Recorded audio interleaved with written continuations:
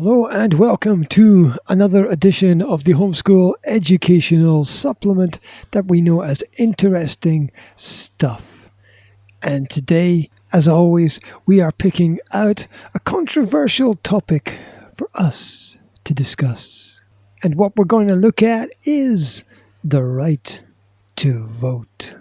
And more specifically, the right for women to vote, as they have been fighting for equal rights for thousands of years. Now, you might think that things have perhaps always been slightly unequal, that there has been some level of inequality always down throughout time. Well, it's not strictly true. Let's start by having a little bit of a look at ancient history. Now, in Mesopotamia, women in ancient Sumer could buy, own, sell, and inherit property. They had the right to engage in commerce and could testify in court as witnesses. And not only were these freedoms available, but it's interesting to note that many female deities were worshipped during that period of time as well. And if you think about the gods of different ancient cultures, women frequently appear in the list, especially under the topics of love and human relationships, and very specifically in topics such as fertility, which you can't really deny as one of the most important topics for humanity. Now, in ancient Egypt, women enjoyed the same rights under the law as a man. We often think of that society as quite heavy-handed and male-dominated. However, it wasn't. Property descended in the female line from mother to daughter, and women were entitled to administer their own property.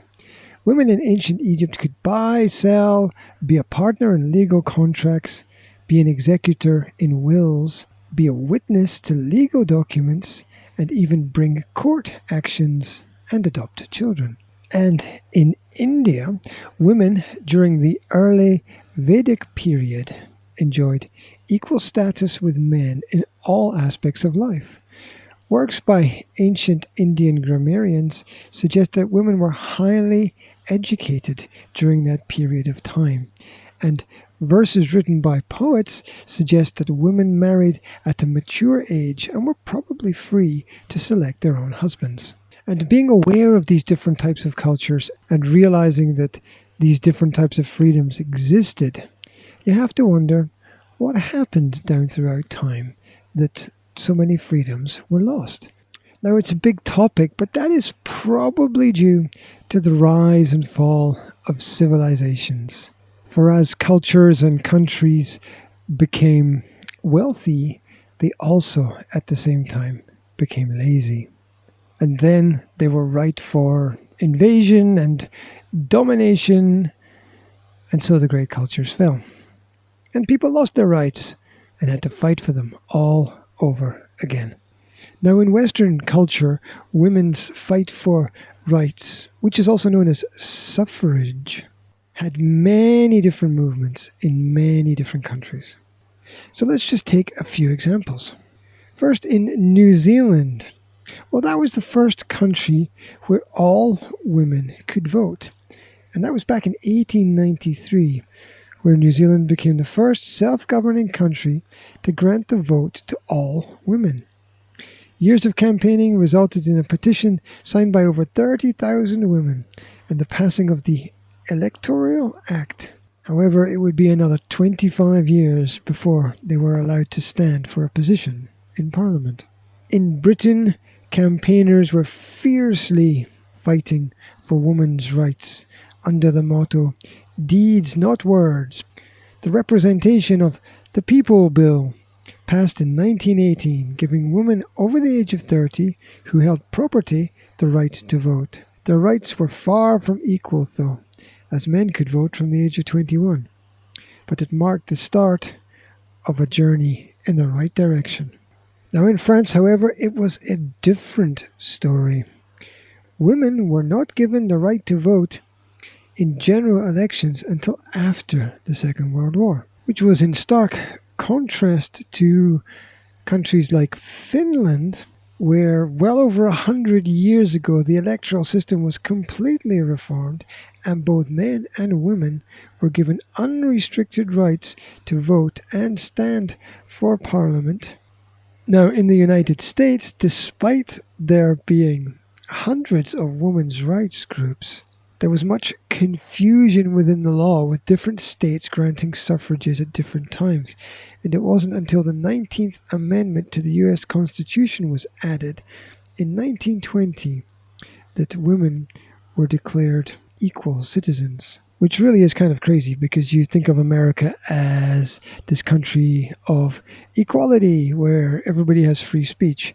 But what's the point in speaking free if you can't vote at all, right? Yep, what is it they say? The most enslaved are those who believe they are the most free, or something like that. I don't know. Anyway, a little bit of information about Switzerland. And it's interesting here that it wasn't until 1971 that the national vote was required to change Switzerland's constitution, and only then were women given a political voice in the country. And looking down through these historical examples, it's interesting to realize how far society has progressed and how different things are in different countries. You can just hop over a border, and in one country you can have freedoms and rights, and in the next country you'll be the same person, but you won't have any rights at all. It's always puzzled me. Bit bizarre, that one. Now, we can't look at the right to vote in history without highlighting some of the key figures who fought for women's rights. So here are a few examples that you might like to look at in a bit more depth. Number 1, Emmeline Pankhurst, who lived from 1858 to 1928. She was a British suffragette and founder of the Women's Social and Political Union. She was famous for being arrested many times in her fight for voting rights. Number 2, Kate Sheppard, who lived from 1847 to 1934. After migrating from England to New Zealand, Sheppard campaigned for suffrage through consistently writing to the press and public speaking. Number 3, Elizabeth Cady Stanton, who lived from 1815 to 1902. She was outraged that women were excluded from an anti-slavery convention, and as a result held the first Women's Rights Convention in New York State in the USA. Number 4, Hermila Galindo Acosta, who lived from 1886 to 1954. Acosta co-created the Feminist magazine and helped to influence changes in divorce law through her political connections in different countries. And finally, number 5, Sojourner Truth, who lived from 1797 to 1883. Wow, look at that. She's almost 90 years old. Wow.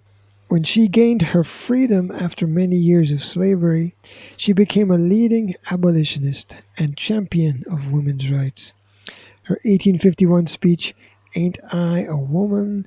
challenged attitudes to race and gender at the time. And that is just scratching the surface, for there are hundreds of thousands of women down throughout history who have campaigned and fought for women's rights to make things equal across society and culture. And it's kind of sad to think that still today in some countries things are not equal. There's not equality of opportunity. But at least if we know where the problem is and what the problem is, maybe we can do something about it. And so, just to round things off, the Universal Declaration of Human Rights was adopted in 1948. Now, this document enshrines the equal rights of men and women and addressed both issues of equality and equity. It was signed by most countries following the Second World War as a symbol of peace and a promise to work together for a better future. Further to that, in 1979, the United Nations General Assembly adopted the Convention on the Elimination of All Forms of Discrimination Against Women, which has been described as an international bill of rights for women. And this came into force on the 3rd of September 1981. Sadly, there are still a few countries that have not ratified it. And so it seems there's still some work to be done out there. And I think no matter where you live, no matter which country you're in, no matter which culture you belong to, no matter which religion you follow, it's necessary to have some constitution, some convention against discrimination against all people. There should be laws against discrimination against women. There should be laws against discrimination against minorities, against men, against children as well. For only if we all view each other as equal do we then have an opportunity to make everything better. And that's what we're all here for on the planet, right? Help each other out. Give each other a hand. So that's it for today. I hope you found something interesting in the topic. I hope you'll remember something. As always, there's comprehension questions under the video to help you with your understanding. And if you want some different subject in the future, drop me a line and let me know what you'd like to hear about. So have a good day, take care, and I'll speak to you soon. Bye for now.